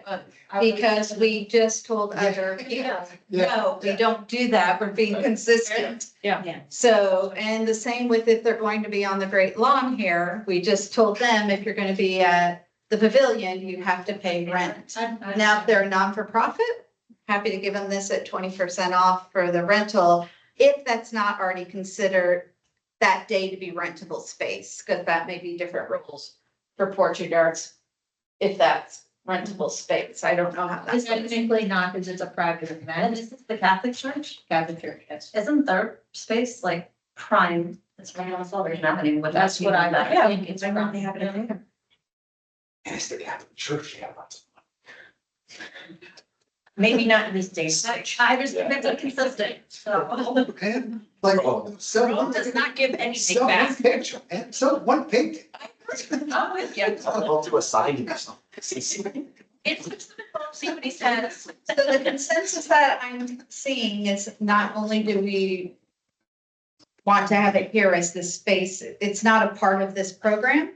And that we do not want to, give them equipment for free. Is that because we just? Consistent. Okay, do I have a motion to decline using the space and decline using our equipment for free for the Knights of Columbus concession stand for Fortune Yard Sale? Motion. Motion Catherine, second, Lindsay, all those in favor? Aye. All right, we're gonna dig back into what was number 6. But I would give them free card classes. All right. Thank you all for coming. Thanks. Thank you. All right, moving on to. Are you okay if I flip flop 6 and 7? Because I think we can power through 7 pretty quickly and then with the time we have, we'll use for 6. Is that against the rules if I do that? Okay. Whatever you like. All right, so I sent out yesterday via email to the committee, this 2-page on the Parks and Rec, on what we would like to propose to CROA in regards to guest passes. This is a result of the June workshop that started it. We've had all those Post-its about what our residents would like us to solve for, and then it was continued through multiple either workshops or committee member meetings from there. The key issues that we were, asked to address was overcrowding at amenities, that they're too full and it's diminishing the experience for homeowners.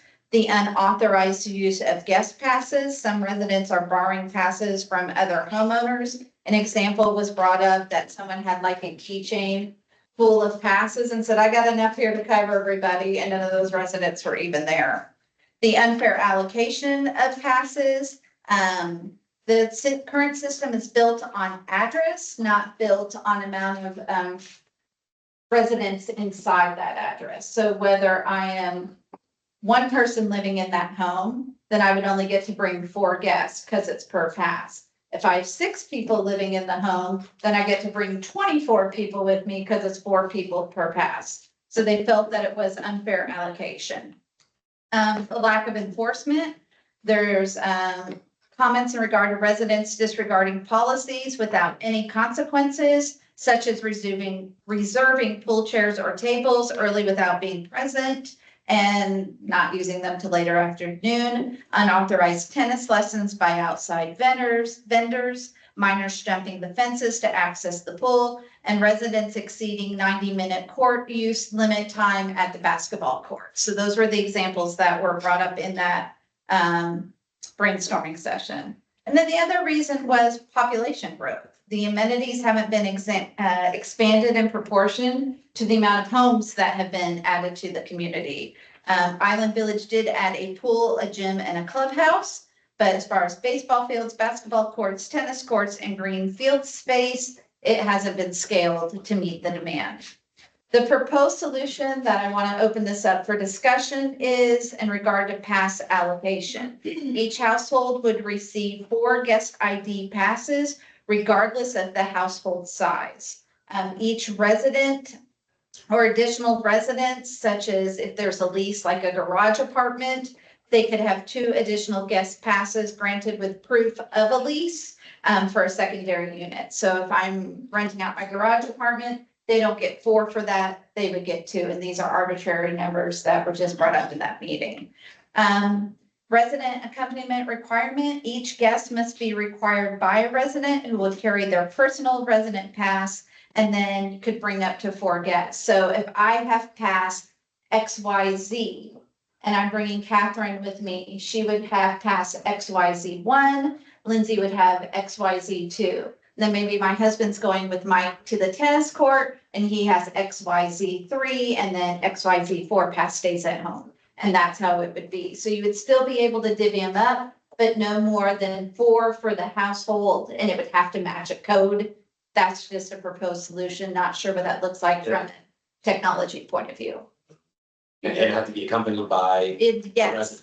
If she shows up with XYZ1 and XYZ isn't there, that pass gets confiscated by the park monitor. Which is why we need another park monitor. Yeah. Which goes to number 4 of confiscating passes and penalties. If a guest pass is presented without the accompanying resident or brings more guests than their allotted passes, they'll be confiscated. First offense is just a warning, and the guest pass could be retrieved after 48 hours. 48 hours was my thought, because if you grab it on a Friday, who knows where that's going to be Saturday, Sunday, as town halls normally close, you would pick it up on Monday. Second offense would be a $30 fee and the guest pass retrieval after 48 hours. Third offense, all guest passes for the address are suspended for 6 months. Fourth offense, the resident's personal passes in addition to guest passes are suspended for 6 months. I do want to say this part of it was never discussed. I actually ChatGPT'd what other communities do, and that's what came up, and that's what I put in. So that was not discussed, and that's where I came up with it. I think it's good. Increased park monitor staffing. This was a solution that was created and actually presented in the last budget meeting that we're going to need more people to enforce it, and that was one of the number 1 top thing that people were asking for in that brainstorming session.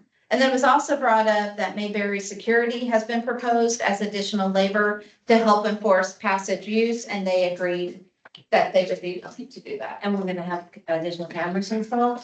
Cameras, we can add to that. That wasn't, I didn't add that, but we did discuss it in all honesty.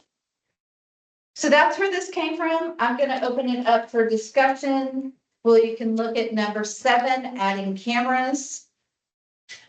And those cameras would be at all amenities. I'm unaware if anyone has any, but I know in Island Village, we don't have any. That's. Are you talking about cameras? You, There's cameras in the clubhouse, the gym, as well as There were all on the pool deck?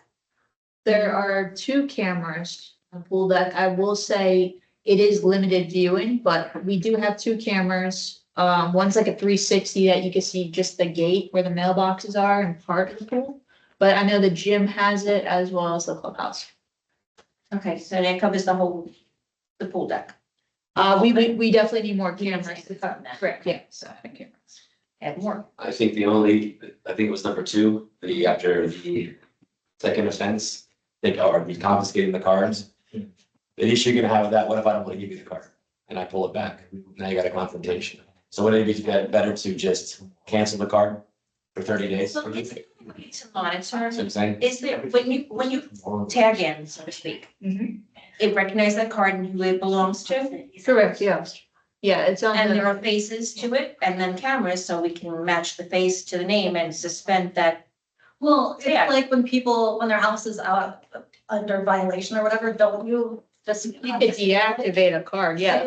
Yeah, it's 88 hours. That's what I- Probably be the safest. What if I say I'm not gonna give it to you? What are you gonna do? Go run? You're like, okay, fine, we'll deactivate it and do Yeah. this. Now, what if I refuse to give you any information? You just call the Well, police, trespass. He's doing a pass check, so if they have a pass, he just remembers the code. So they don't have to pass. I live here. Yeah. I don't have to pass them. What happens? Call the police. Then you, Yeah, you have to call the cops, yeah. So when you're saying deactivate, first offense is it's just deactivated for 48 hours immediately. Second offense, it's deactivated for 30 days. 30 days. Yeah, because what it is you can only deter. You can't ever, nothing's foolproof, especially when it comes to so many different people, right? true. So you have to make it inconvenient. That's really what it comes down Well, to, was. right? So my question is though, I'm the resident. I already have a violation. Catherine's walking in with me. She doesn't need the guest pass to be activated. She just follows me in. Right. Then Danny goes, oh, Catherine has a pass. She's good to go. How does that work then? You're never gonna find a foolproof. It just makes, like I said, it's gonna make it inconvenient. Then she has to go with her every time she goes to the pool. That could be, because of course, you could call somebody else, hey, man, give me your pass. I'm gonna go to the pool real quick. Yeah. And there's not gonna be a way, but at least that makes it where they gotta do one extra step. And so the next time they think about doing something like that, they're gonna think twice. Yeah, because it's hard enough as it is when non-residents try to follow people. Oh, of course. Okay, let me in. I forgot my pass. Yeah. That happens all the time. I do that. I mean, I've already, sorry, no, Yeah, I can't. I just I think that just that's, had it tonight, walking in, yeah, trying to ask me to get into the pool. yeah. I think there's really no way you can foolproof it, but I think if you just, like I said, make it inconvenient, and obviously too, it's embarrassing. Most of the people that do that with the pass, it's a party, you're inviting people from outside. I don't think it's so much that your family's in town, you're going to use the pool, no one cares, no one's gonna monitor that. And if you have one extra kid there out of your 4, what are you gonna do? Take the whole family because they got an extra kid? But it's for the people who are trying to take advantage. Like we talked about the instructors for tennis. You can never really prove that someone's, trained somebody, but I guarantee you that the guy's out there for an hour and that person's paying for the hour. And you're sitting there trying to discuss them for 15 minutes, if they're a trainer or not, that's just gonna make it inconvenient for them. They're gonna be like, you know what? Let's go somewhere else. This is not worth it. Yeah, well, Celebration is the worst. somebody happens by us constantly. They're in there. We're having a birthday party. We're having a baby shower. We're having gender reveal. And there's Yeah. 50 people in there Right. who don't live in the area. That's what we're trying to solve. And let that happen one time and you have 30 people or 20 people Because for the something. residents keep opening the gate for them. Right. Is that deactivating the guest pass or deactivating the resident pass? Well, both. Yeah. Take both out. I think when the violation happens, you gotta punish the household.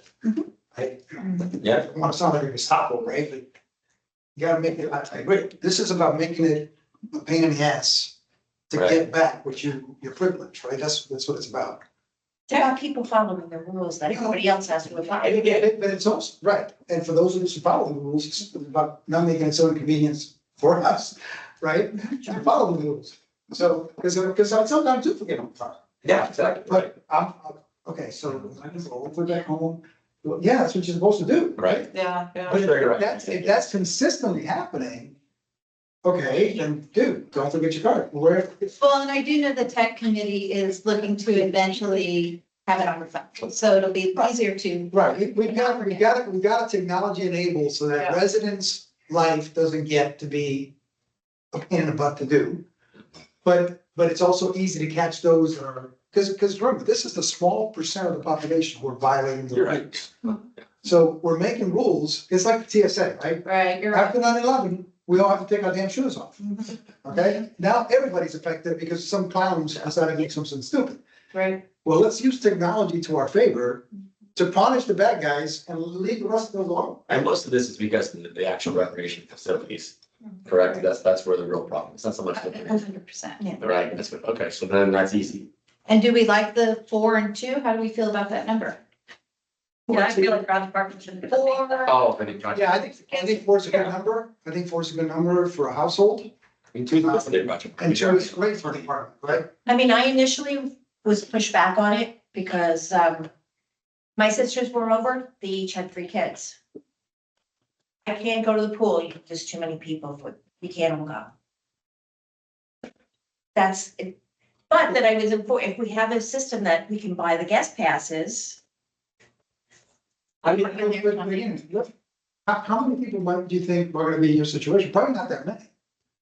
I mean, even It's so. the retirement celebration. Don't know if you know about it, they can go to town hall. My group is all out of state. But I think, My group is all out of state. but I think in In writing, one house. we could have it that way, but in your case, yeah, I don't think a park owner is gonna come in there and go, hey, you got 3 extra kids. No, but if we're I think setting it's it gonna up, we of all people need to follow the rules. Yeah, So maybe we have, like, you can go and preemptively get a temporary pass. Yeah. Either you pay for it or you get something like a year or I whatever. believe there is something like I also had people come from Europe who stayed with me for a month. And you can go and get a 30-day pass for them to come. well, kind of like reunion. And just get a and first pass small fee. there. I mean, it's an extra step, and yeah, I think that'd be great. I think you're hurting the residents that are trying to do, like I said, if you have Christmas time, well, it's gonna, not gonna go to the full thing, but let's say summertime, people come in and they got an extra kid, I don't think they're gonna walk in there and go, oh my God, you have. No, but four. you're gonna have an excess amount of what you're allowed And in. you can plan ahead. And you. Yeah. No, there's- Yeah. Just take yourself down to town hall. I need 6 guest passes for 1 week. Right, And pay a $10 fee, pay a $20 fee, pay a $5 per fee, pay a $2 per fee. when they get revenue, they're right there. There you go. So scale fee based on length of time. Right. I mean, I don't know if they're gonna go for a fee, but yeah, that's. Well, this is just a proposal, it's up to Crow, not us. Oh, yeah. But it does solve a lot of the things that you're asking. I mean, would I be willing to pay $15 for my entire family to go to the pool with me? Yeah. For a day or two? Hell, yeah. Yeah. Well, in New York, you gotta pay $10 to park in the damn lot. Yes. I mean, Start charging parking. Yeah. Bring it on, TC. Start to get. You're gonna charge it. I'm dying to get rid of third party neighborhoods. Yes. I would have to get rid of third party in neighborhoods. You have a Okay, I'm sure. I can't get in my. Yes. This way. the house. So. For the house. And it's If 50. I want to bring, no, they're 4 free, but if I want to bring someone else with me to the pool, a 5th person, Okay. then that would be a nominal fee for the 5th pass. For unlimited. For 7 If days. you, okay. Put it on. Maybe, the first pass for 7 days is free. I mean, we could come up with something like that. And the then first from 3 there. days is free. But 4 are free at all times. Okay, and then, but your household, it's just only 4. Your So no, address. no 8, no, okay, perfect. Each address, whether you have 1 person that lives there or 16 people that live there, you get 4 guests. I just. And that's our way for solving with, population growth. Okay. And we're also a town made after Disney, and there's a ton of cast members here. This mirrors their main gate system to get. This mirrors what you use to go into the. And all, like, you can shoot me. This was my idea in June, so if you. But I was seriously like, we're at the same time. So you're past it. It just seems. Too many outside entities that won't make money. You're next year. So what I would like to do is rewrite this, what we have, and then I would ask each of you to reply to that email saying, yes, you approve this to go to the next pro meeting as our proposal, but I want to give it to you in its entirety. All right, we got, Sorry, real quick. I attended a special events committee meeting earlier, yes. and they have a separate guest policy for their events. I just want to clarify, since they do private events, they can change the policy. I think I think the PROA contract, whatever that's officially called, says that they get to do their own thing. And if Okay. it's a private event, I would think so. Yeah. So once you all confirm Mhm. the changes, I'm just gonna forward it over to that committee, so they're aware, because they're trying to mirror what Yeah, the Parks and Rec did. okay. All right, with that, we're gonna dig into scope of work just real quick and see how many you can get done. So if you look at the service agreement, this is an example contract that is used for partner programs. So this would go to X Factor Dance, this would go to Advantage Tennis, this would go to Marcos Soccer Group, this would go to the swimming group. This would go, anybody who's a partner program, RC Fitness. This is what they fall under and they get this contract. Do we have a copy of it? It's the one. It's the last one that says facility will be. Yeah, I think we kind of had one. So currently in the contract, the scope of work is form fitted to your program. If you're tennis, it talks about tennis courts. If you're swimming, it talks about swimming lanes. So looking at the first one, the facility will be available to the contractor on mutually agreed schedule. I try to put everything in there, lap lanes, tennis courts, indoor spaces and green fields at designated locations. And then exhibit C would say what that fee is. Currently, that immediately tells you what the fee is. So example, this says for 3 lap lanes with an additional 4th lane on written approval on a monthly rate, they pay $809. So rather than including that in the scope of work, we would do that in exhibit C attachment there to address what their fee would be. But essentially the shell will be the same and exhibit. The shell is same to everyone. And then instead of saying lap lanes and all that there. So what's pertinent to your organization as far as space and equipment needs and money and cost. Right. Okay. There was one that says, contract. Oh, there it is. You can see it now.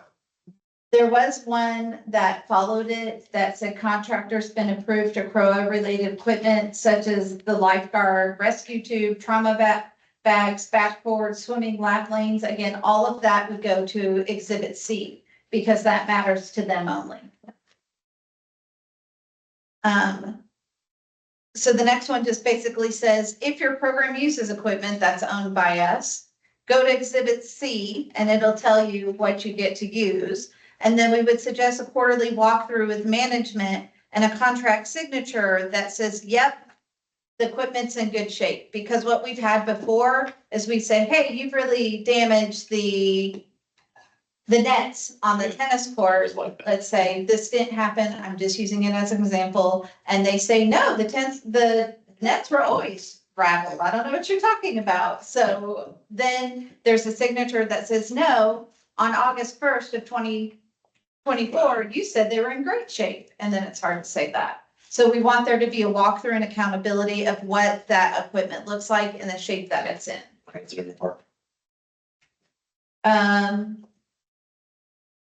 The next is the contractor is responsible for all aspects of the program. not including but not limited to their competitive activities, their club level participation, their private levels, their family events, their competitions, their performances. We try to broaden that up to include arts and sports for this. And it basically saying they're going to be responsible for it. And they're responsible for any materials, their uniforms, their equipment, all of that. Just because you have a program that's a partner program, we're not responsible for making sure you have what you need to be a success. In the end, that's your responsibility. The contractor will have access to store items. I think this is one you had a question on. Stored items. Store items in an approved unit or facility. So one of the things we talked about in a recent meeting, I have no idea which one, Tennis. was tennis, about if they wanted to store their parts with the tennis balls or their additional cones and stuff like this. So this says they have access to store them in an approved unit or facility, but we're not responsible for any of the items that are lost or damaged. The storage unit may not be updated or altered, so tennis can't add an extra door or whatever on, or an extra space to it. And only authorized personnel with background checks have access to the unit. So if I'm Little League and they use the space, in this case, it's owned by the school, they have their own shed back there. They hold everything in it. Only certain people who pass background checks are allowed to have the code to that. I can't just give it to one of the kids to say, hey, the code block is 1, 2, 3, 4. Would you mind going and getting me some more bats? So there's some liability that way too. Okay, my what was, if that does occur, what is the ramification? Is it an immediate removal of you, of the stuff? You no longer permitted to use it? Ramification of what happened? If someone, an unauthorized person Gets it. is accessing it, Okay. is it an immediate? Do they get a warning? Do they have a 5-day removal period? This says they just lose the cancellation of the storage unit. Okay, but if they don't take their stuff out right away, We take it out. Okay. We take it out and we cut off the lock and. Okay, Maybe do you want to like the a language? fee for like staff to remove their equipment? Yeah, I like that. For being- Maybe we should mirror how it is like with like apartment rentals. Yeah, Because if you're taking away their stuff, that's still their stuff, right? So you might have a problem if you remove that. You don't give them enough notice to rectify whatever they did, whatever, but even if it's in the contract. You could be liable if something gets lost. Let's say we take out baseball bats and hats and everything like that. They had 20 hats or whatever. And then they only got 10 back. They can come after you for those 10 hats. yeah. So So they, if we give them 30 to 60 days. I would give them a No. warning just to make it easier. And then if it happens again, then you can do that. Or can we ask for an itemized list of the things that should be stored there? It's too difficult because they take stuff out, they, breaks, you know. Doesn't it all go back in? Spray paint. No, for I can tell you lawn. for Yeah. baseball, That would be a lot. to if do. you had asked me what was in there, I'd be like, I don't know. Hey, Victoria, can't we just do at the very end, just like a first, second and third offense? And Yeah. just for anything. So, Like that. because you're gonna have it, That's- correct, it covers everything, yeah. A warning, and then remove the lock, you're locked out until, But this goes. But this will go with everything. Yeah. Right. So it'd be a generic first and for the whole. Yeah. Cause you know, yeah. What, first is a written warning, second come before the committee? It comes, yeah. Yeah. They kind of record and committee meeting, Yeah. third, it's like, It's, it could be, that's the final basically warning, third time your contract. I think we stay away from taking out their stuff. That can be really sticky. I think the warnings are great. Okay. Yeah. And then, yeah, right, you can just, Well, one. Second warning. Don't have teeth. Why not find them? Why can't we find them? when I'm warning, Well, yeah, there's- why not a small And fine? the second one. Yeah. It's okay. Second time, it's like. $50 fine. You're fine. because what you run into with that is when you find, then they have a right to come back and appeal it, and it's gonna be, there's just more work. First is a warning, second, it comes before the committee, we can just fix the whole program. That'd be the way to do it, because if they do it a second, whatever the offense may be, they do it a second time, they're doing it on purpose now. The first time, okay, they didn't know, they told little Johnny to go get some out of the shed, but the second time, it's, you knew, you were warned. You said, Kind of like a cop telling me, I will pass on the fact that you went through a stop sign. Do you get Next time, the difference is, it's because it's possessions. Like, for instance, if you evict somebody in Florida and they leave their stuff in the apartment, you by law have to store them. Of course, you can charge them later on, and get the money for it, but if they even give it to you. But you have to take all that furniture out, put it in storage. And if you don't do that, I've been through it, you don't do that, if one little thing's made or whatever, they didn't approve it, but you're on the hook for it. I Why think- go through all of that? That's been last, I don't know if that beer. I think there's a difference too between for-profit and volunteer. So if I'm president of Little League and you're a coach and your background approved, I'm hoping that you're not gonna go tell someone on your team what the code is. But if you do, then it's a warning type thing. I don't wanna charge Little League because you're just a volunteer. No. Yeah, and some guy just. Yeah, And I think that's gonna happen. Yeah. If it happens again, they're given a written warning. If it happens again, this is what Right. happened. You're going for the committee, whatever. Yeah. That would scare me, if I'm, like, everybody in this town that has the partners, they don't want these. No, So, no, okay. they can ask for. Yeah, Keep it simple. yeah. There was one that was in here. It was the fourth bullet point, and it is not added here. That says contractor will provide Pro with the days and times that they will not need the facility 1 month in advance.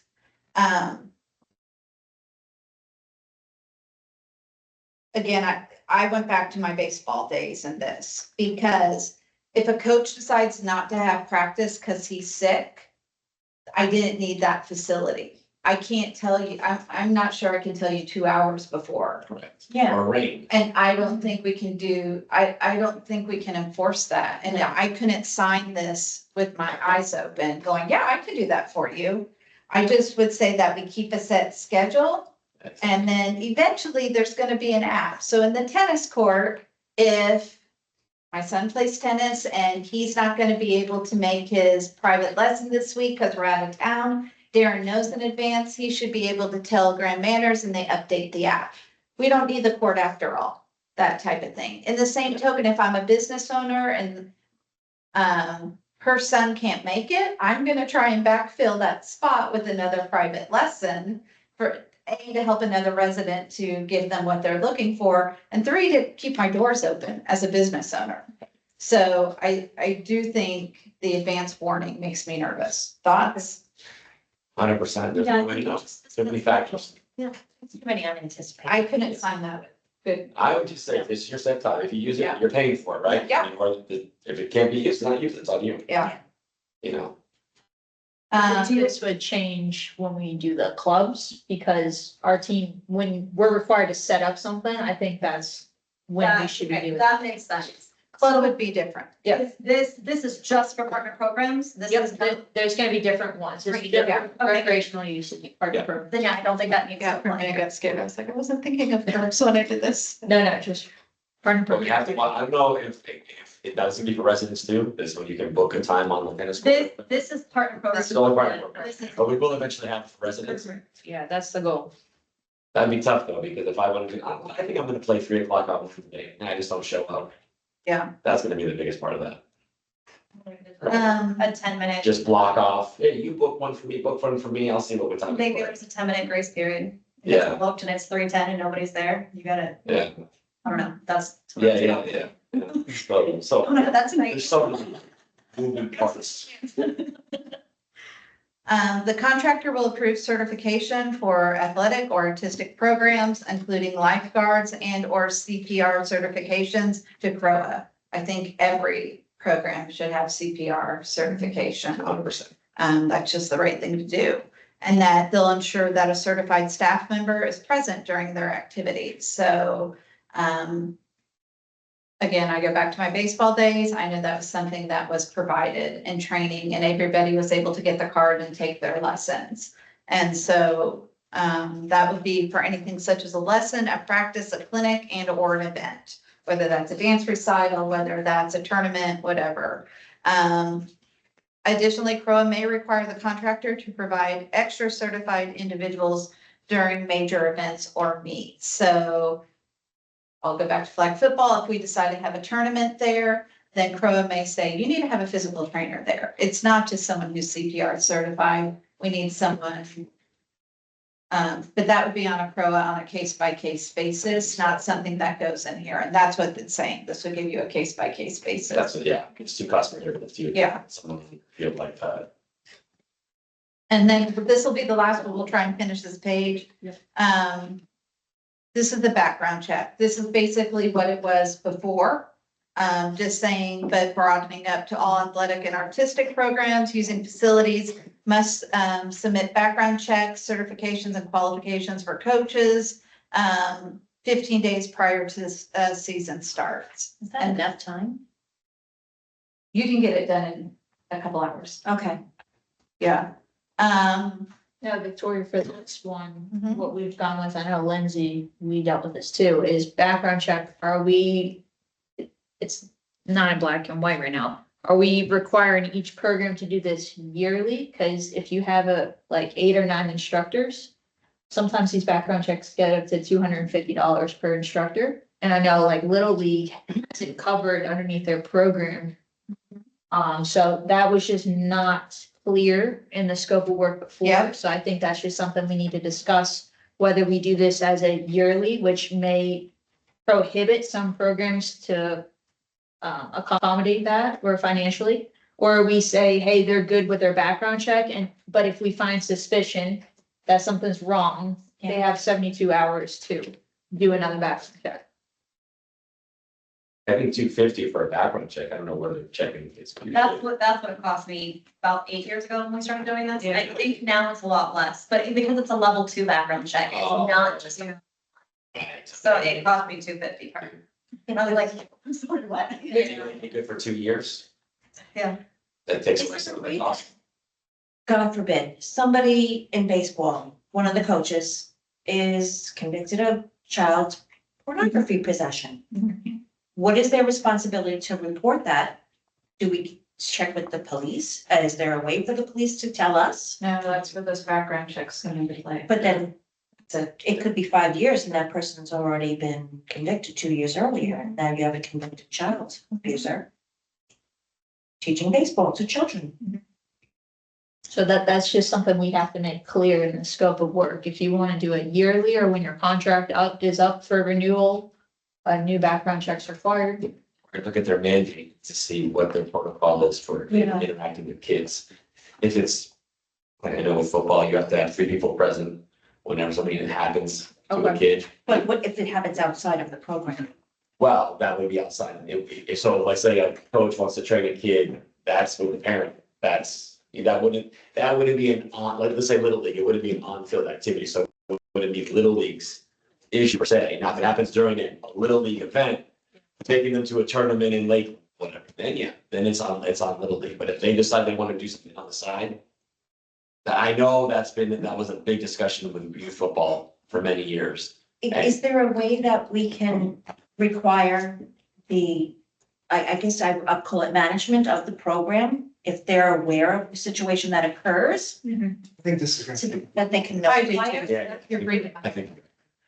I got another engagement that I got. Let's come back to this. Do we Okay. have any, so I'm stopping it after bullet point number 5. We made it through 5. That was good, guys, considering we did it in like a nanosecond. Any comments from anyone?